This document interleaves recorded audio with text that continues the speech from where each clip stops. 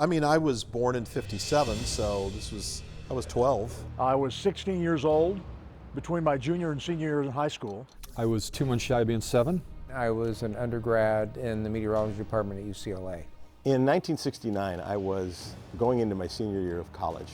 We had a TV in my parents' bedroom. I remember I was with my brother and my sister and my grandparents, and we were in the living room of their farmhouse on a dairy farm in New Jersey. And because I was the oldest of 5 in a relatively small house, my bedroom was the rec room, and it had the television. We were in my parents' bedroom for some reason. I don't know why.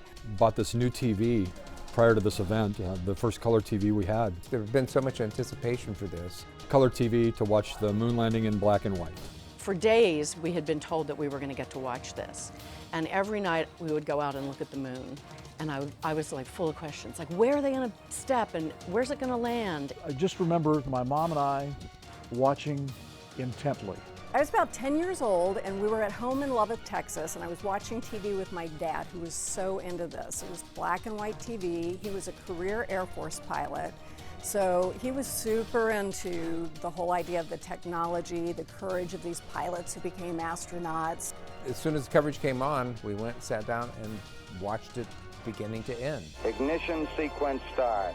6, 5, 4, 3, 2, 1, 0. All engine running. We have a liftoff. Liftoff on Apollo 11. I mean, this was the goal. This was everything that we had built up through the '60s. It was a troublesome time.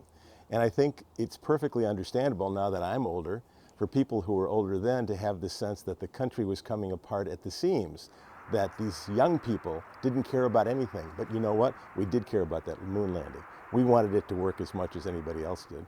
So I think that's one of the reasons why the moon landing stands out as not one of those things that was tearing us apart, but something that promised a better future, something that represented something that we had all worked on as a country and wanted and encouraged and believed in, and there it was, and so that made it special. And I used to lay out on my lawn, on my back, for the steadiest, and then look through.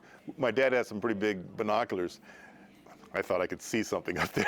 I mean, it was a great period to live in, to grow up in. The length of time from inception to completion of this, I mean, going back to when they launched the first satellites, things were so primitive. And the fact that we could actually get a person into space around the Earth was still mind-boggling. And the fact that you could send them all the way to the moon. They stopped or delayed the rest of the racing to have the loudspeakers broadcast the landing itself. This is the first reality show. It's one small step for man, one giant leap for mankind. Getting stuff live from anywhere was really difficult, Living in Southern California, it was hard to get something from San Francisco. So from the moon, unbelievable. Here, men from the planet Earth, first step foot upon the moon. It did not seem real to step out that evening and look up at the moon and know, the Sea of Tranquility, you could look and see it easily. I had my observatory in the backyard that my dad had built for me, and it even had a rotating top, and it was on roller skates. He did an amazing job on the thing. There'll never be another first time on the moon. These guys were heroes to me. The Apollo program is an absolute blueprint for what we're capable of. I mean, to go all the way to the moon and to land. It was a success, and they walked on the moon and they got back in the lunar module, but then there was that whole anxiety about would they make it back safely and would that capsule hold. And I remember there was some fear that it was burning more than it was supposed to.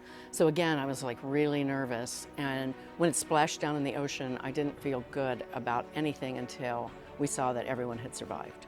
I can't think of very many moments these days that actually unite the country and actually the whole world.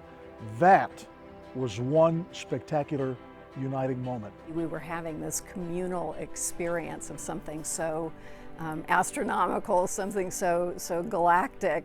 I don't know that we'll ever experience anything like that again in our lifetimes.